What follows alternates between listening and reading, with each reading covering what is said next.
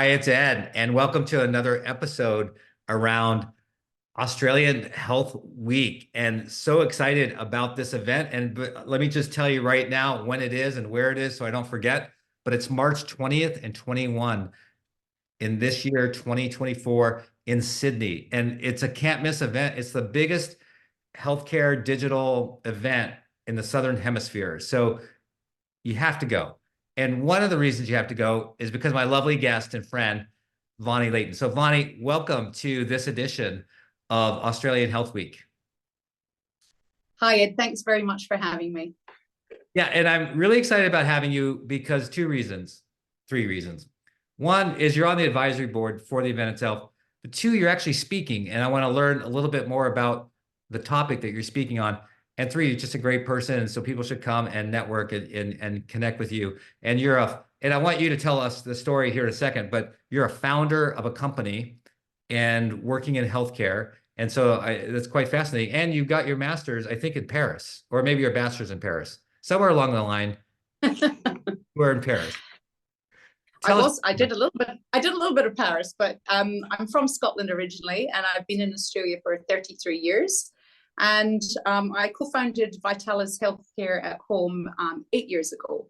And the reason that we did that was to fill a gap, fill a need in the market in Australia, because we really understand that, this could be the hospital of the future. We know that it's not cost effective anymore to be building bricks and mortar, and particularly with the recent pandemic, we recognize that more people are more accepting of having their care delivered in the home.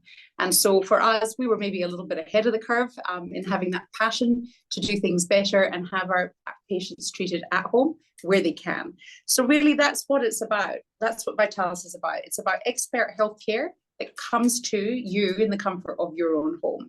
And the primary goal for us and our programs is for you to receive that support where you want, when you want, and to also, I suppose, reduce the unnecessary readmissions to hospital, shorten the hospital length of stays, and prevent those premature admissions into residential aged care facilities. So that's really what Vitalis is about.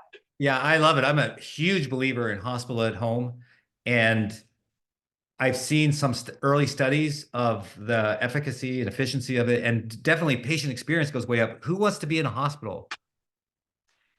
It's a scary place. If you don't need to be, then why should you be, right? Yeah, and we love hospitals. So not to say anything negative about hospitals. We love hospitals, and they have a very important purpose.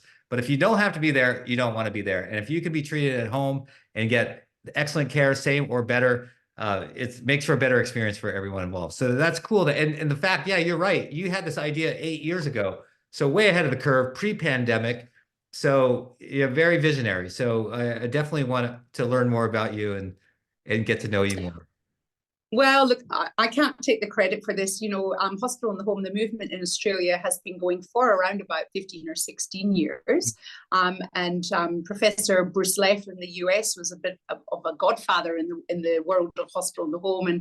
And Professor Mike Montalto in Australia, they were the pioneers here in the US and in Australia. So I can't take any credit for that. But certainly, Australia were at the forefront of developing these ideas of expanding into the at-home space.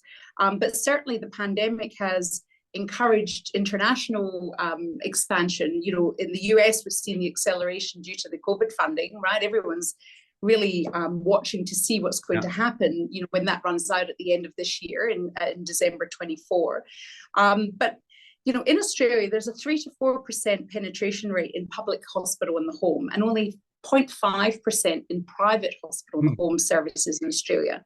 And we believe up to 10% of those national presentations would be suitable for hospital in the home. In the US, you would know they're talking about between 20 and 25% by the year 2050. So there's a lot of work that needs to be done. Yeah, no, it's huge. And when I served at the Cleveland Clinic, part of our vision was this was pre-pandemic, 25% of all inpatient stays at home. So that number really resonates, and that's what we were shooting for. So that's super exciting. Tell us about what you're speaking about.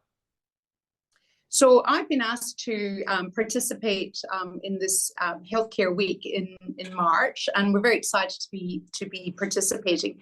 And it's very much about us talking about the direction of health technology, the space of and the importance of the tech in the application of care in the community, particularly, because we know that with the right tech, we will be able to supervise and monitor more patients at home safely and give the clinicians that peace of mind that they're receiving the correct care. So that's really what we're all talking about. We're excited about the opportunities. There's so much tech out there, but it's about us, I suppose, discussing and unraveling the pros and the cons of some of those techs and where that value really is. And is it a value add for the patient's experience? Is it a value add for the clinicians? And is there a good return on investment? Yeah. Oh, I'm going because I seriously, this is so relevant of a topic. It is the future. And so I'm not surprised that someone like yourself is going to be speaking there. So before I ask you that final question, which is like, why should people go? Just tell us, like, in 60 seconds, how did you get from Scotland? There's some Paris somewhere in there, and then into Australia. Oh, well, growing up in Scotland in the 60s and 70s was a really challenging time. It's a wonderful place to visit, but it's a really hard place to live. Those that had that sort of wanderlust, I suppose, felt that the big smoke was the place to go. So a lot of us headed down to London, and then there was the opportunity to get into Europe, and then the opportunity presented itself in the late 80s for me to come to Australia. I only came for 1 year to sunny Australia, and I've been here for 33 years. So it's not been such a bad decision from my part.